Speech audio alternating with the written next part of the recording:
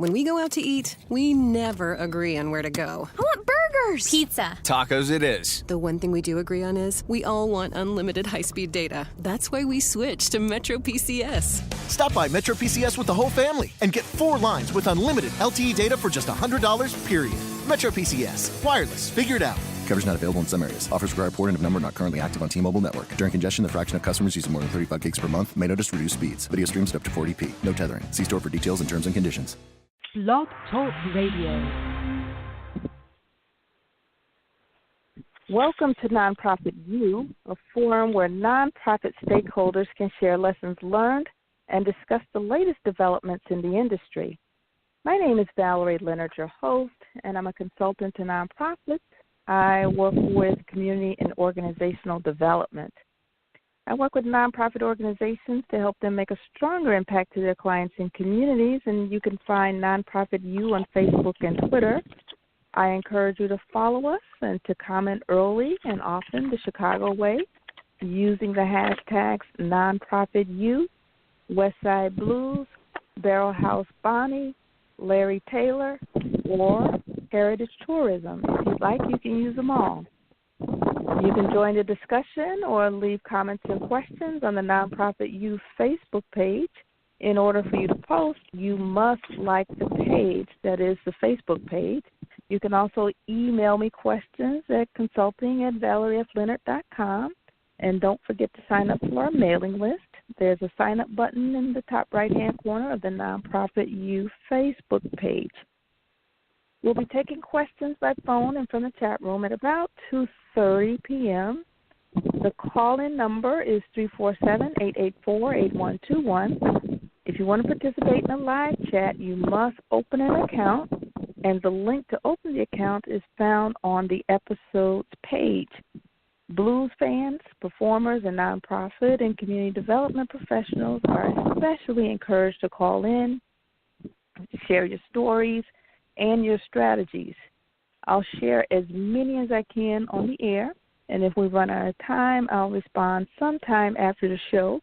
Again, if you have any specific questions, you can email me at consulting@valeriefleonard.com.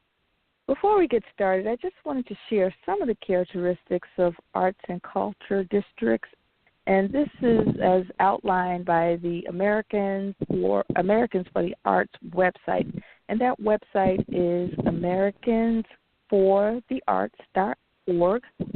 And in order to maximize the potential for heritage tourism, communities should develop a cultural district. And cultural districts are, quote, unique to the character, community, and resources available locally. They have a significant economic impact on cities, attracting businesses, tourists, and local residents to a central part of the city, or it could be a neighborhood. It can help revitalize neighborhoods and increase the quality of life for its residents. Districts can also serve as a vehicle to assist in the support and marketing of local nonprofit cultural organizations.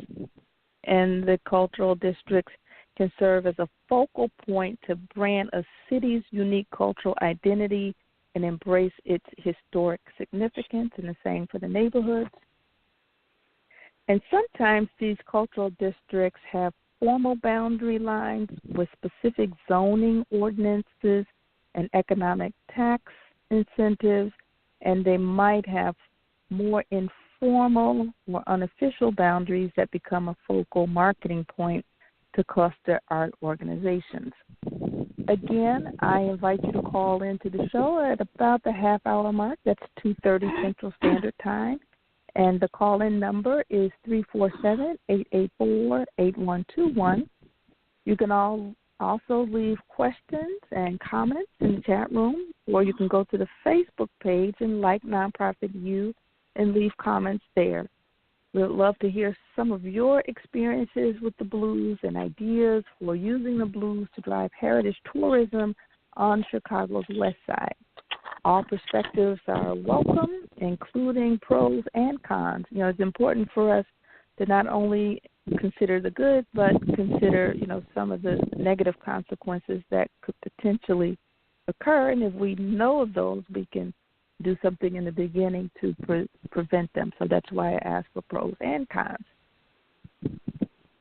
Today's guests are Barrel House Bonni McKeown and bluesman Larry Taylor. Bonni McKeown is known on stage as Barrel House Bonni. She's a blues writer, piano player, producer, and community organizer, and she was based in West Virginia and currently is focused on Chicago and its blues. Bonni helps people of all age groups express themselves, get along together, and appreciate their history in the Chicago School of Blues, which is a traveling classroom workshop featuring heritage Chicago blues musicians. And you can find out more at www.chicagoschoolofblues.org.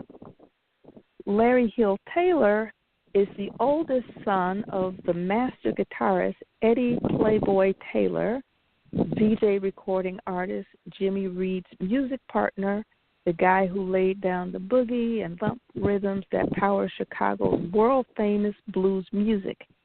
Today, Larry is a legend in his own right.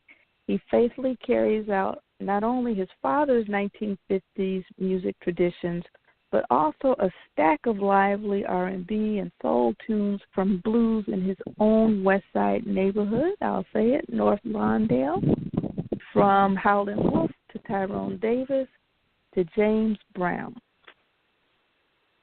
So, with all that said, I want to thank you guys for joining us. But before we get started, Bonni and Larry, can you tell us a little bit about your background and what drives you to want the blues to grow heritage tourism on Chicago's West Side?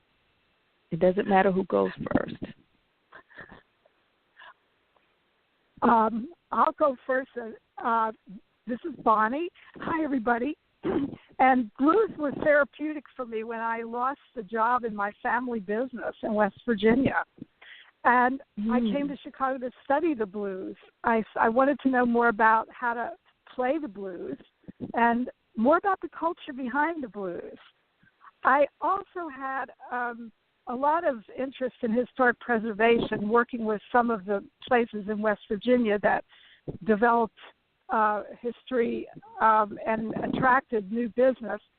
And one of the things that happened there was a professor I had in college who appreciated Appalachian old-time music in the 60s when most people in West Virginia were trying to be ashamed of their own music because they supposedly were made to feel like hillbillies and not worthy of cultural attention. And he said, no, this music comes from Ireland and Scotland, and there's a story here when it came to America, and you guys are an important part of the story, and you ought to bring it out, show up and show out, he was saying at those days. Okay, and Larry, how about you? What makes you want to bring the blues story out to drive heritage tourism? Well, hello, everybody. My name is Larry Taylor, Chicago blues man, and I want to welcome everyone to the show. But the thing is about me is that the music, the blues music itself, has always been a part of Chicago. You know, particularly because I'm from West Lawndale. You know, right around 12th Street, and you know, and music is always. From the time I can remember from a little boy, has always been a big part and a big perspective of the black community. You know, because music is the music that we express today has always been a thing about community. It deals with a lot of social and economical issues that we plague in our community today with. You know. So that's why I just wanted to put that out there for the listeners to know, that I was, from Mozark Street, 1131 South Mozark Street. That's where I raised up at, And I lived in a building there on that street, and that's where all the famous musicians used to come. And a lot of people don't even know on that block that building is a musical landmark still today, because that building is still there. Oh, I didn't know that. So who are some of the people who came through that you can remember? Well, some of the people who came through was like Hollywood, Muddy Waters, Elmer James, Sunnyland Slim, Jimmy Reed. I mean, it was just so many blues people who came through, and I was a mentor. These people were my mentors, and they were very close friends to my parents, to my mother and my father. My mother used to play hostess for a lot of them and cook and stuff, particularly like for Hollywood. He loved the greens, so she used to always cook greens for him when he came over. Yeah. Wow. Now you're making me hungry now.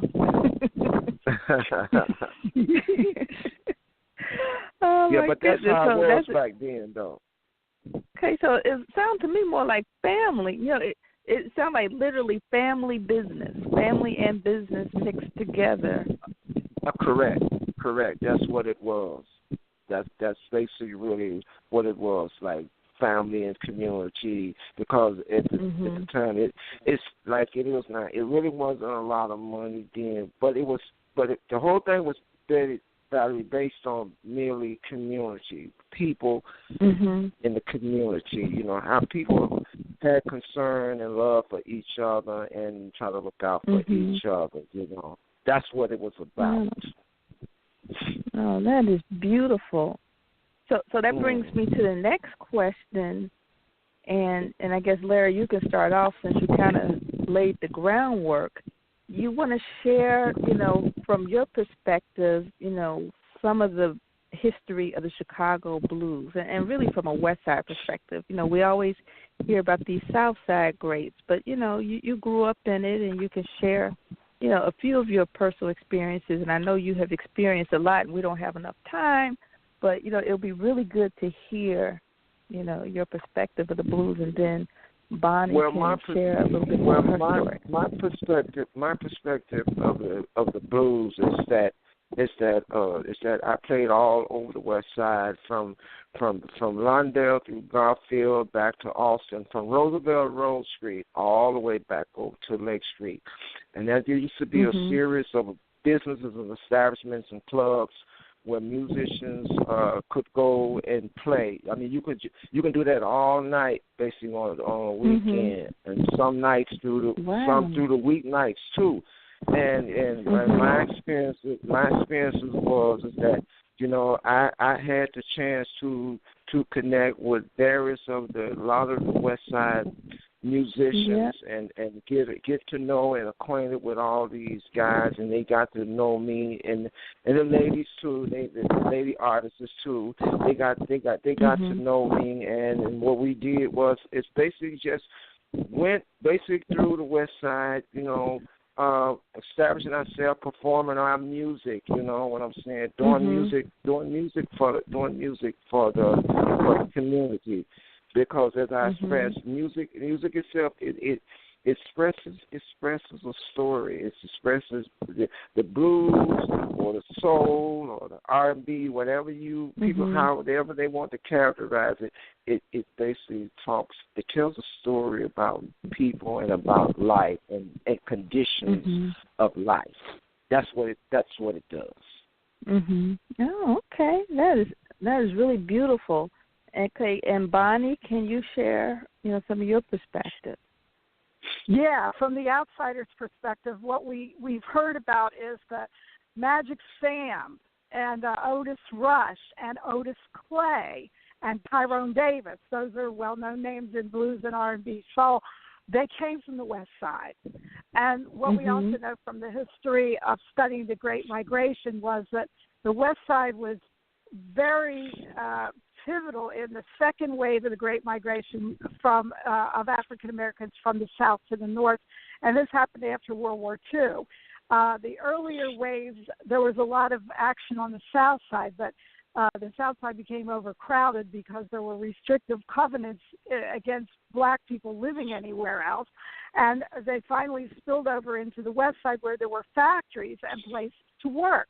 So a lot of people came directly from Mississippi, Arkansas, Alabama, Tennessee, Louisiana, directly to the West Side. And they brought the deepest, hard-hittingest Delta blues with them. And that's why the music on the West Side is so special.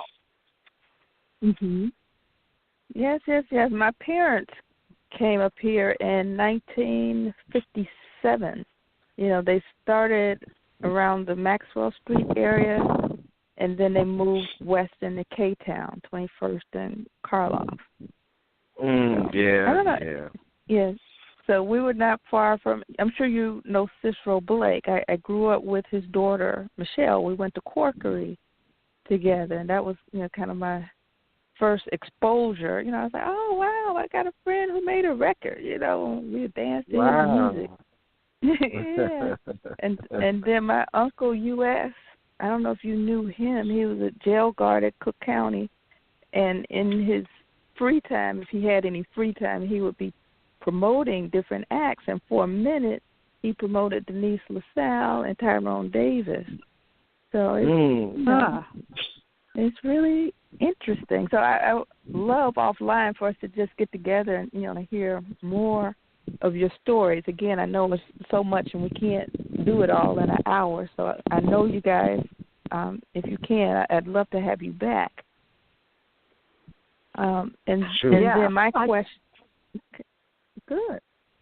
And my question to Bonnie is around the book. She helped you write the autobiography, Larry, The Stepson of the Blues, and you guys are now producing a feature film, The Rhythm and the Blues, and that was based on the real-life family story, your family story, and you're currently raising money to complete a short version of the film, and it's going to feature Leon and the role of your stepfather. So can you let us know an update on that project? Well, the update is we filmed 2/3 of this, and Leon did star as the father of Larry and all his wonderfully musically talented brothers and sisters. And this was a long time ago when Larry was just a teenager. It was set in the 60s, and some of the social movements going on around at the time. But basically, the part that we're filming is a short version, and it focuses around the family drama of the husband being gone, singing, playing, and the wife at home with the kids. And we do need about $20,000 to finish it. It is all very professionally produced. And we can take donations because I'm hooked up with a fiscal sponsor that makes this a nonprofit, tax-deductible operation. And if anybody wants to know more about it, they can go to www.therhythmandtheblues.com. Now, once we get this short done, we plan to show this at film festivals and also for community groups and also for investor groups to hopefully get money to produce the entire story, which is a 2-hour feature film featuring scenes from Maxwell Street, from prison. Wow. These are the sort of a part of life that a lot of people are familiar with and will relate to.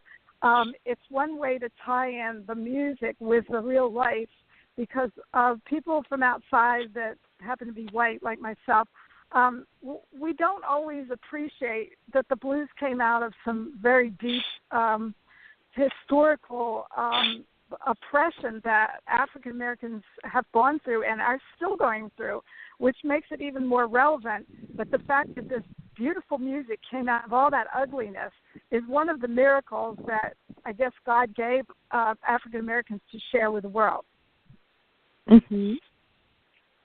That's great.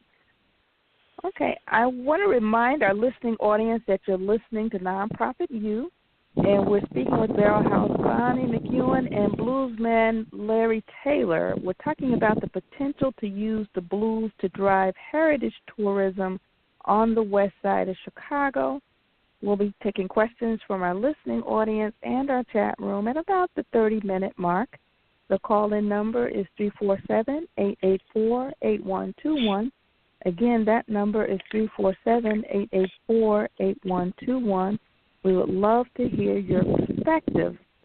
And if you go to my Facebook page and if you go to the chat room, you'll see that I already have a couple questions laid out for you. The first question is, what are some of your ideas to jumpstart heritage tourism on the west side of Chicago? So think about that a minute. And then, the next question is, do you know of any examples where the blues have been used to drive economic development and tourism in any community? It could be any community in Chicago, any community around the country, or even another country. And then finally, think about, what are some of the challenges that you can foresee with respect to using blues to drive tourism on Chicago's west side? Again, we'd love to think of all the positive things, but there may be challenges as well, and we'd love to hear some of those. So think about your answers, post in the chat room, or post on Facebook, or call in. And if there are any other issues that you want to get out there, feel free to post those as well or call in. Okay, so now we're back to you, Larry. Typically, we associate blues with the guitar. But here you are, you're a drummer, and you're leading the charge. Now, how is that? How does a drummer get to lead a blues band? Well, actually, when this music was developed, when the blues was developed, the blues itself goes back even further than slavery in the South. It goes all the way back to Africa, where it begins with the voice and the drum.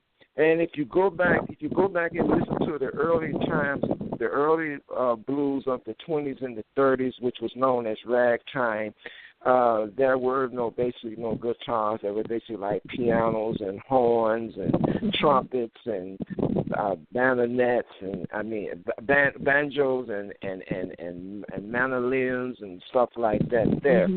So it really didn't become a factor about the guitar, until some years later, and until basically the post-war times of the 50s, and then that's when most of the blues guys, because they just used basically acoustic guitars with resonators on it, but then it became a part where they started making electrical guitars and amplifiers and stuff, and that's what they mean by the electrified sound of blues, where they basically all starts with the voice and the drums, because that's how we used to send messages in Africa through our voice and drum.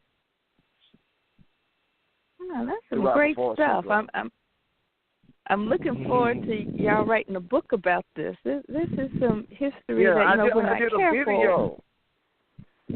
video on YouTube. There's a video on YouTube where I explain all that about the voice and the drums and other things pertaining to it. Yes. Okay. So you have your own YouTube channel? It's off his site. You could go see it, his website, and connect to all these videos at www.LarryTaylorChicagoBlues.com. That's LarryTaylorChicagoBlues.com. Okay, awesome. Yeah, this is some history unfolding right before our eyes, and we need to, make sure we honor it. And I thank you for sharing it. Thank you for having us. Not a problem. So Bonnie, you and Larry, you just hosted a community conversation in Austin, and you were talking about heritage tourism and ways it can create economic development opportunities for Chicago's west side. And in fact, when Larry was talking, he was talking about how blues, anyway, was basically kind of a story about the conditions, including economic conditions. So it's just so befitting that we'll talk about using blues for economic development. So can you tell us what happened in that conversation, who was there, what you all talked about, and what you say your next steps are going to be. There was several people that we had on the panel. We were privileged to have two legislators, Rep. LaShawn Ford and Rep. Camille Lilly from the West Side and Oak Park and beyond. And they're both on committees in the legislature dealing with tourism and cultural arts. So they were pretty excited about the idea.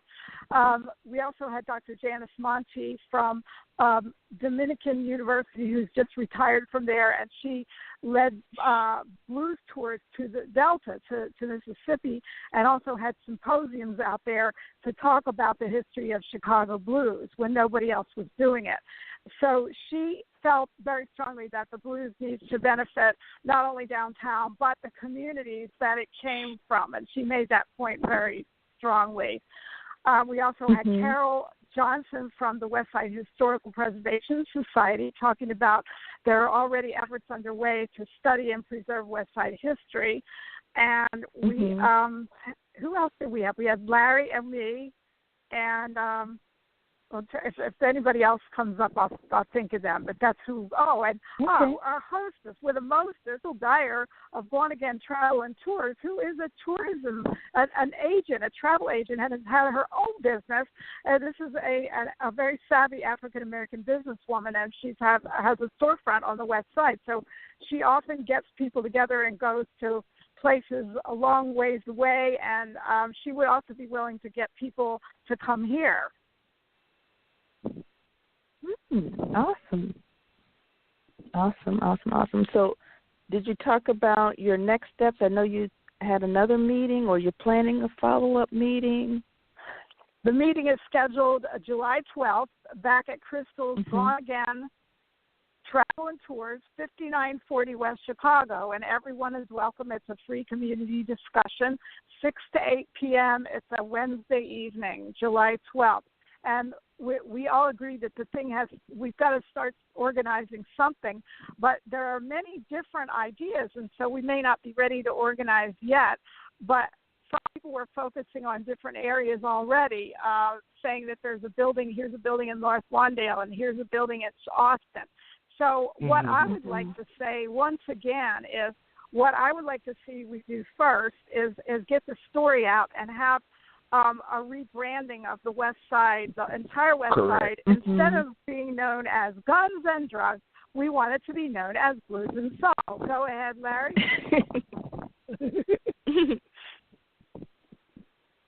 And then it also gives the children a chance to learn the history more about West Side, about the West Side, and about the culture, and about the music. Because most of the young people don't know much about the blues. They don't realize that the blues is the mother and father of all music that they listen to today, including their own music, which is hip hop and rap. It all comes from the blues.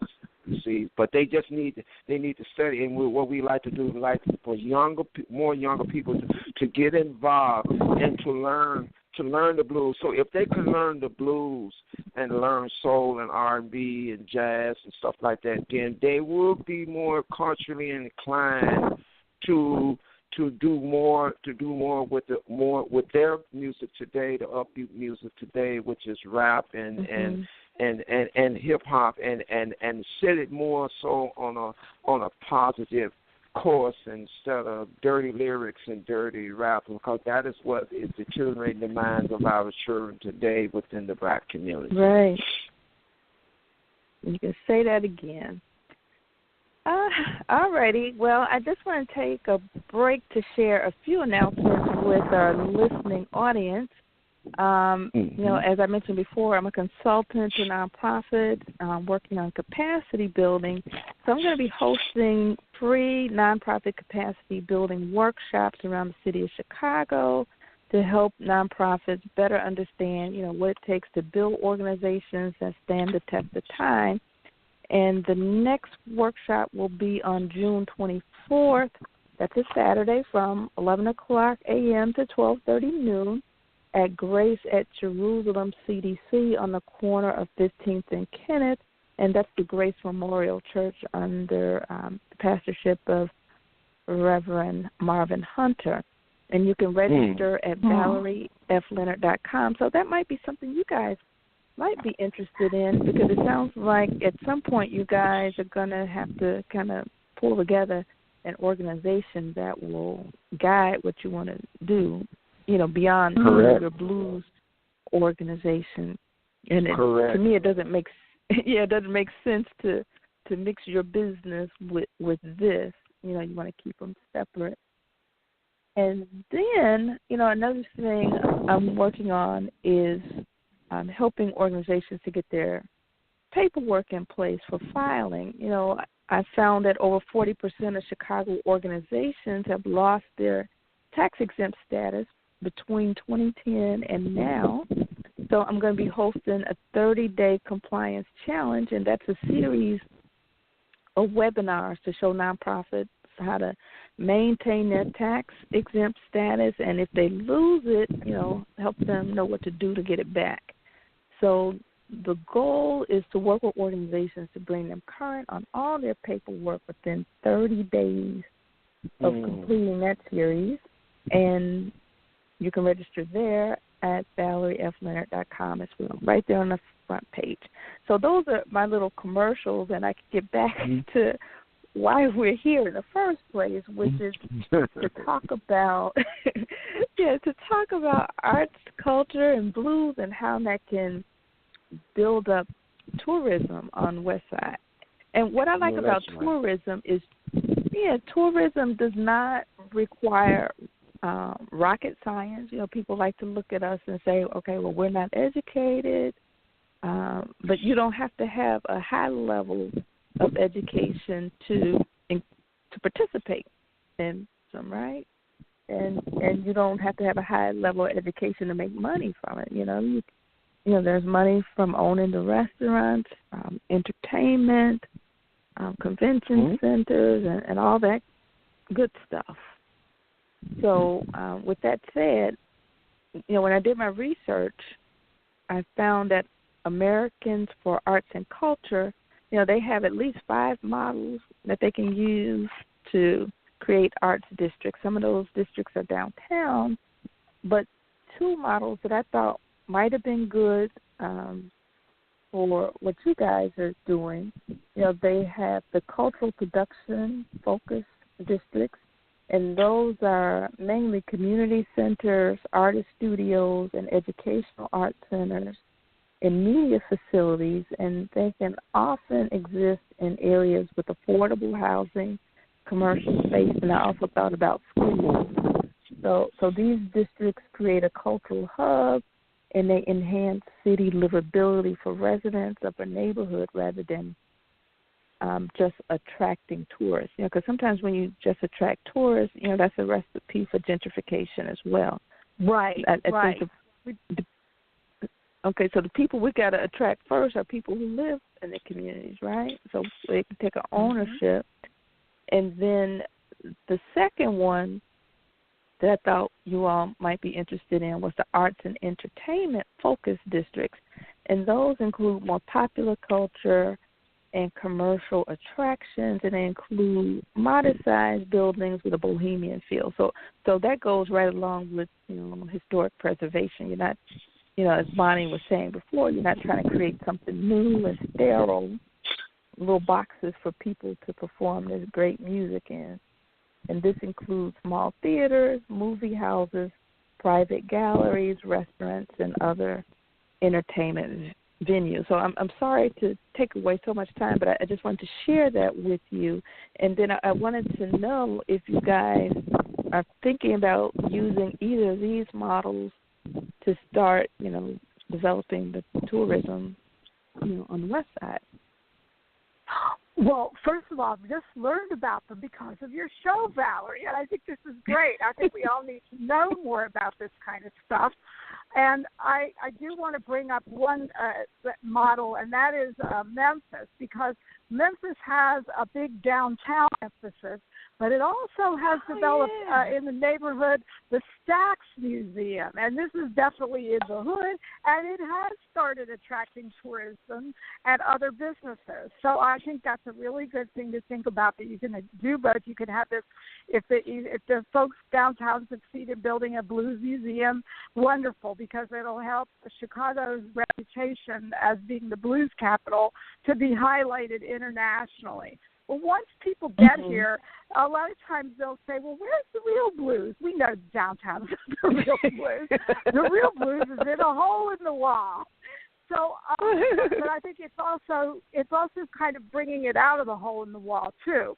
So if you can find a way to do have a big theater so that people can come and see this in a big way in the West Side, and also it encourages the little holes in the wall. Don't discourage them. Sometimes cities can have licensing policies that discourage live performance in little lounges, but that is the exact place where the blues happens.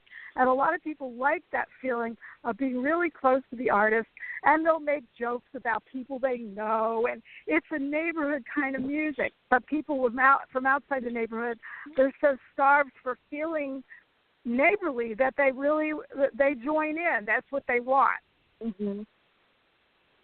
Right, and on that note, Larry, I'm going to ask you one of the same questions that I asked the audience to think about. What are some of your ideas to jumpstart heritage tourism on the West Side using the blues? Some of my thoughts would be is to basically have some type of site on the West Side. When I say West Side, I'm including all the West Side, Londale, Garfield, Austin, to have some type of place, a building where come and see the great history of the West Side, because for what me and Donnie found out about doing research is that there's no historical archive that was talking about the history of the West Side. You couldn't find any, none. So wow. I think that's a big thing. That's a big thing that needs to also be a part. So when tourist people come here, they can know about various things about the history and the type of African American people that lived in these communities. What did they do? What was their profession? What did they do? To bring about change, bring about a lot of change. There are so many West Side people, and not only just business people, but music artists that a lot of people, or some today don't even know. They don't even know. I didn't even know they didn't even know that they even lived in Londale, and that's part of the shame, because when you live in a community and it's very little people know, but unless there are people who know you are a musician and you do this stuff, and they know you. But I think it should be more openly. People should have the chance to know, because there's a lot of great musicians, man, come from off this West Side. You understand? A lot of them. And unfortunately, a lot of them, when they leave the West Side, they don't want anybody to know that they were from the West Side. I understand that the folks from Earth, Wind, and Fire, they're not blues, but it all comes from there. But I understand that some of them, once they got famous. Yes, and but it's a shame that what I'm saying is that when they rose up and left the black community, that didn't know history pretty much remain. Didn't know history remain behind of them. Right. You know what I'm saying? Well, you know how that works. So You know. Yeah. Yeah. So that puts a lot of pressure on you and Bonnie. You know, you all know these people. You know the stories, and you know, I will admit I don't know all the stories. Yeah. Well, somebody has to write them down. Well, Yeah, maybe we can get some kind of a grant to do some sort of an encyclopedia website, blues and soul and R&B. We probably need to do that sooner rather than later. Yeah. And maybe we can talk about that offline. Right. Yeah. And another good thing would be to go back and look at some of the older newspapers that shared some of the history of the West Side. We did a lot of stuff from some of the old papers like Defender, Chicago Sun-Times, Tribune, and there were other papers too that was established. Community papers out there that were established at that time, because in their archives they hold a lot of history, and that history needs to be brought out from then and brought up to date to what's going on now. Right. That is so true. By the way, I need to have a commercial here. First of all, we want to thank, there are some people on the West Side that are very aware of this and have been promoting it. And one of them is Ike Carruthers and the Arts Alliance from the Austin area.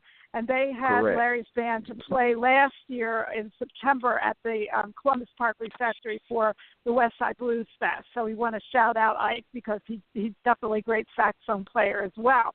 And this year on August 25th, Harold Sandifer at the Chicago West Side Community Music Center is having a series to honor African American music in different fields: jazz, R&B, Broadway, and blues. And we're the last of 4 concerts.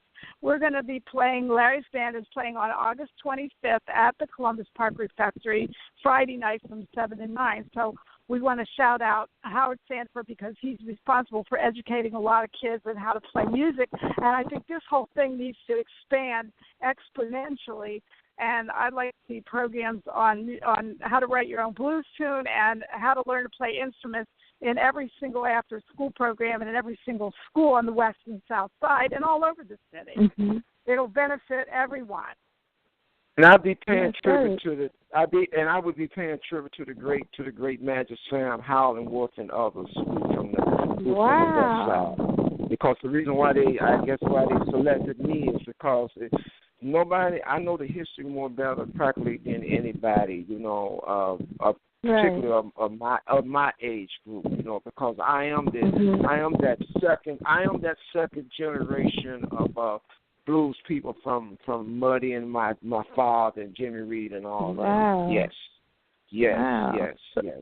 And I'm also one of the persons who helped start this new generation of Chicago blues too.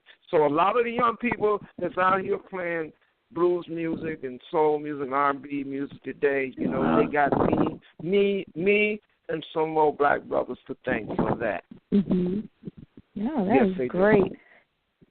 And you know what? I want to remind our listening audience that you're more than welcome to call in and share some of your experiences, to make some suggestions. The call-in number is 347-884-8121. Again, that number is 347-884-8121. We are very, very fortunate to be talking with House Bonni McKeown and bluesman Larry Taylor, talking about the potential for using heritage tourism and the blues to drive tourism. Thank you. Tourism and, most importantly, economic development and preserving the culture on the West Side. So I guess this is a question for Bonnie, and Larry, you can chime in too. Can you share any examples, and I know you touched on it in Memphis, where the blues have been used to drive economic development and tourism in the community? Well, Mississippi, there's just no doubt that they have seized on the blues as an economic engine. And the city of Clarksdale particularly, they've designated a whole lot of historic sites, and they have more than we do at this point. However, that doesn't keep us from seizing upon what we do have. But they do have a lot of these old places, an old barbershop, a few old juke joints, and they, you know, a lot of people have set up crafts and things. But the thing that is a little bit troubling is that we're not sure if the black businesses are benefiting from this or not. Mm-hmm. And so I think you have to specifically have that as a goal when you do these kind of things from the beginning. Right. And then, did you want to chime in, Larry? Did you have anything you want to add? Well, the only thing I want to say is that at one point Chicago was known for being the capital of the blues, and I mean that basically can come back. That could be done again. You know what it is that the black community, you know, has been left out a lot of things. So things need to come forward so we'll be able to do our thing a little bit more, and people can recognize and appreciate what we are doing. You know, yeah. Mhm. Yes, and it starts with us. We have to support our own first, right? Yes, it does. It does. It starts with us, and then we start with us, and once we do it, then other people will they'll come aboard too. They ride that train. Yeah. But you know what? I'm feeling something different when I listen to you and Bonnie talk. You know, you're really. You're treating this like community organizers. You're not just hitting it and quitting it, have one meeting and you're done. You know, you're going, talking to different people, getting the community involved, and you're getting outside of your comfort zone. I'm talking from my heart. I'm talking from my heart. I'm talking from my heart and from the things that I have experienced here on the west side in Chicago. You know, I experienced so much and have been through so much people just can't even get to imagine, you know. So when I say stuff, I say it with all sincerity from my heart and with all truthfulness, because I ain't just a person just speaking on it. I have actually lived it and been through it, and I know. Yes. Right. Yeah. So, and my answer on that is there's no comfort zone. Oops. There's no comfort zone. I think we're all very uncomfortable right now, and the blues is for people who are uncomfortable and imperfect. Mhm. I love it. I love that. We're all uncomfortable, but you know what? Our biggest growth comes out of being uncomfortable. Because if we were comfortable, we wouldn't be having this conversation. Quite frankly. So this is a great opportunity, and again, we could talk about this offline. But you know, it's a lot of potential for this. You know, and it's going to take more than music. You know, it's going to be music. It's going to be business planning, be economic development. It'll take a lot. Yeah, but you all are up to it, you know.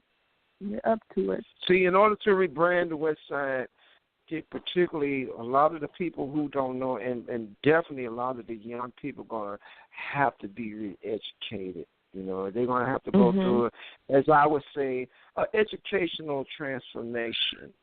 Or spiritual education transformation. They have to go through, you know, in order to really understand what it is that they are trying to know about their own culture and history. And the main thing I try to tell them is that don't be afraid, don't be ashamed, because this is us. This is part of our history. I say you got to realize that this music and what we did made made this country very, very, very wealthy. It was the first art form that was discovered in America. Yes, the blues. Yeah, and the blues, gospel came out of the blues, didn't it? Am I right about that? Gospel came out of blues. That's right. All of it came out of the blues. Gospel came out of the blues. Jazz came out of the blues. There's no separate categories. And the problem is today they try to use separation. We're saying, well, this is blues, this is soul, this is R&B. But guess what?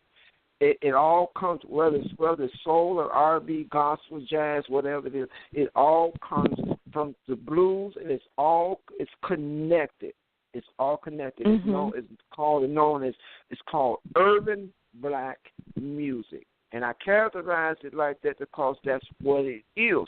If you go from black neighborhood to black neighborhood, and you go somewhere and you listen to the music, you will see the similarities there are. There's a connection there.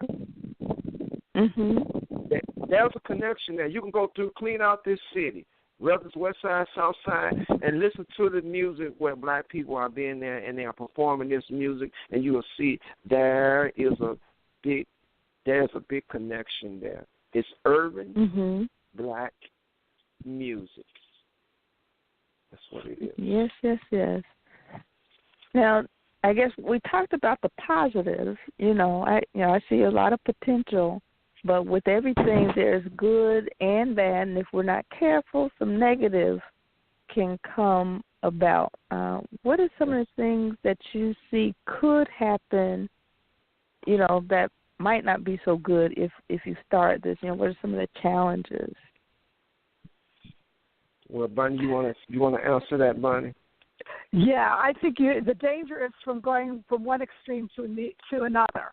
Right now we have guns and drugs, and then that's D and G. Okay, then we go to the big G, which is gentrification, and that because what I saw at Maxwell Street was that they let that neighborhood run down, and the city policies let it run down. They put porno shops. They didn't pick up the garbage. They drove all the businesses out of business.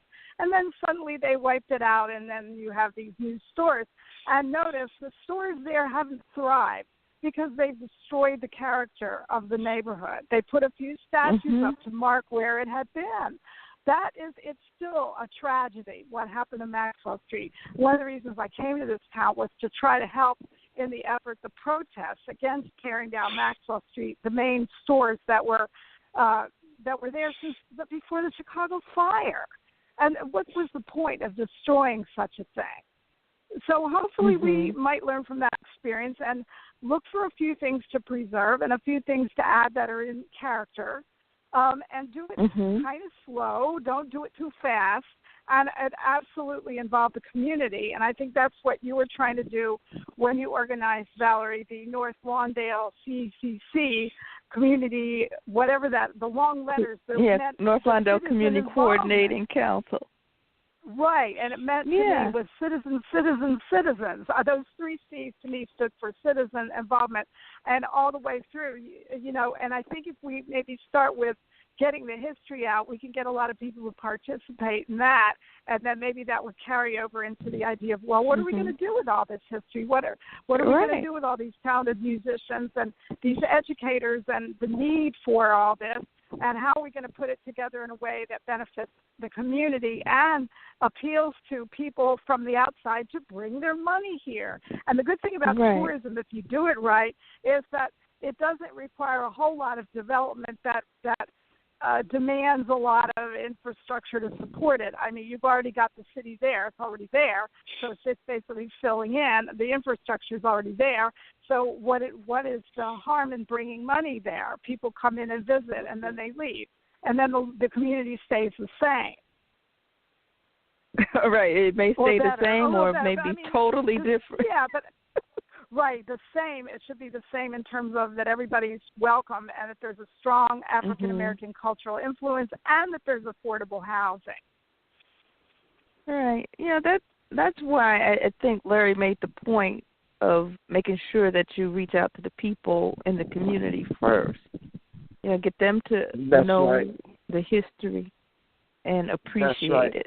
That's right. That's right. Because see, that was a lot of wealthy black people who were on the West Side. Wealthy, so some real rich people, and where they really capitalized and called it middle class. And a lot of those people left due to the situations of the West Side with the crime, and it just ran down the neighborhoods, and a lot of people left. But guess what, though?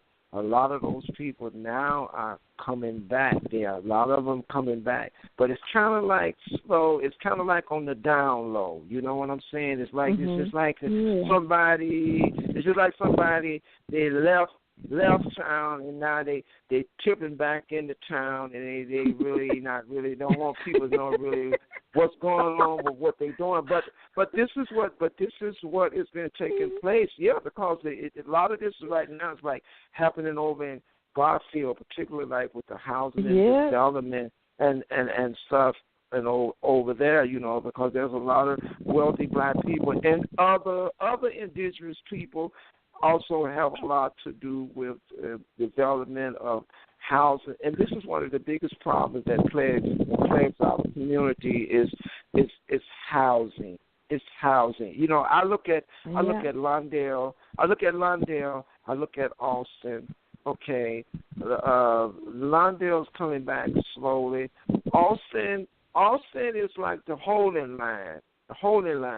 But Garfield, I can tell you right now, over around in certain areas around Garfield, around Pulaski around that way, Pulaski and Jackson, up through that way, because I be over that way all the time. The people have nothing.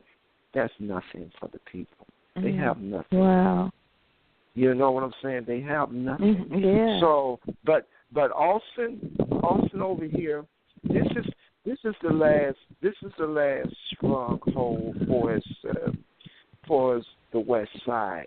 If you lose the stronghold of Austin, then you lose Austin, then it's going to be pretty much real hard to bring back Lawndale and Garfield. Yeah. Yes. You raised some really, you know, we're about to wrap up, and I guess the last question is, you know, what are some of the lessons that you're learning? You know, I think you and Bonnie kind of started both talking about some of the lessons that you're learning along the way as you do this work. And it sounds to me like it's bigger than just blues, it's bigger than just tourism. You know, listen to your heart. Yeah, it's good. Bonnie, you want to answer that, honey? I guess God is always trying to teach me patience, and this is certainly not. I'll leave it at that. Oh, I have a feeling I know from when she speaks without even speaking it, Bonnie.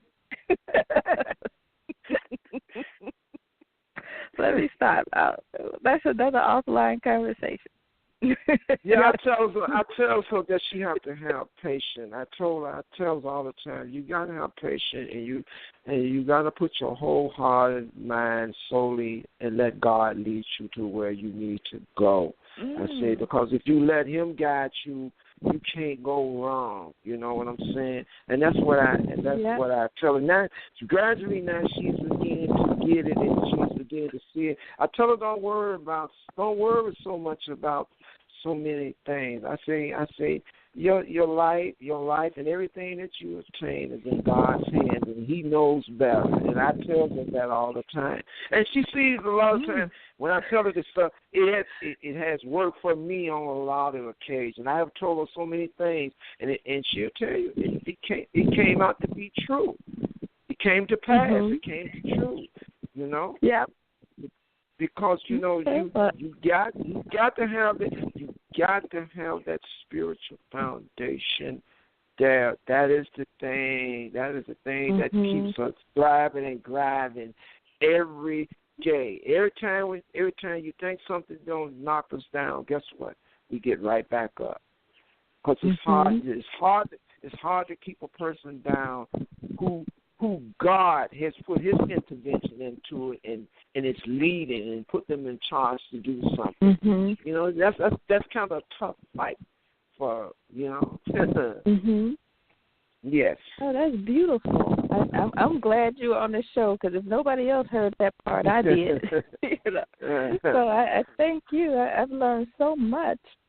And, you know, we're about to close. And before we do, we have about 30 seconds.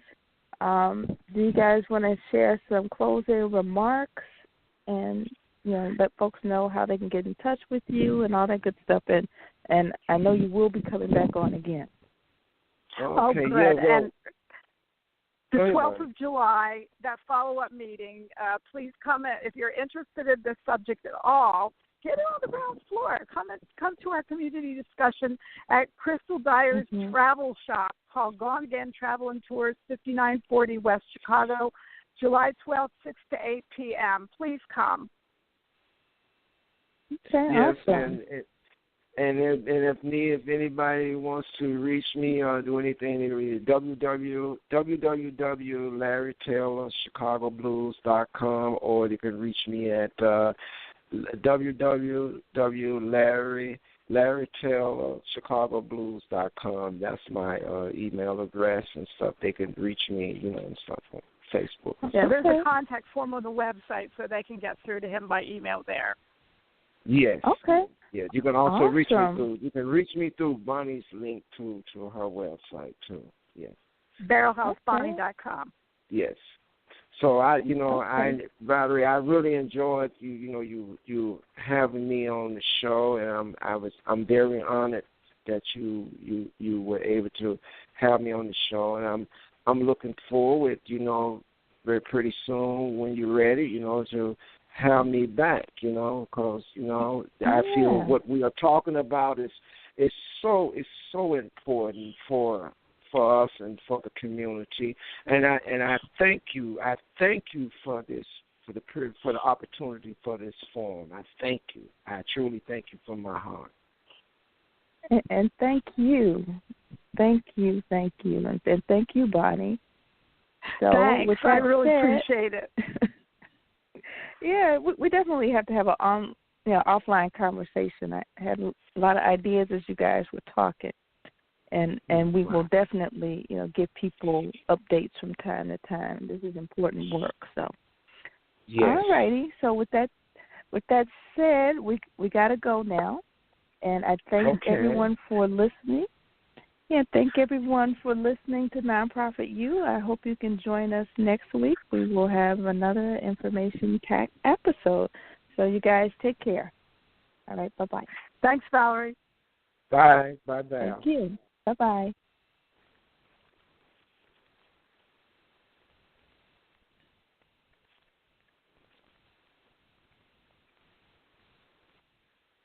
When we go out to eat, we never agree on where to go. I want burgers. Pizza. Tacos it is. The one thing we do agree on is we all want unlimited high-speed data. That's why we switched to Metro PCS. Stop by Metro PCS with the whole family and get 4 lines with unlimited LTE data for just $100, period. Metro PCS. Wireless. Figured out. Coverage not available in some areas. Offers require port and of number not currently active on T-Mobile network. During congestion, the fraction of customers using more than 35 gigs per month may notice reduced speeds. Video streams at up to 40p. No tethering. See store for details and terms and conditions.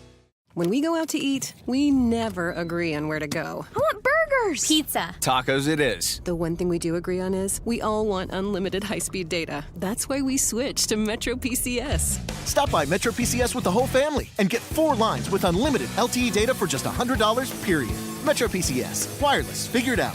Coverage not available in some areas. Offers require port and of number not currently active on T-Mobile network. During congestion, the fraction of customers using more than 35 gigs per month may notice reduced speeds. Video streams at up to 40p. No tethering. See store for details and terms and conditions.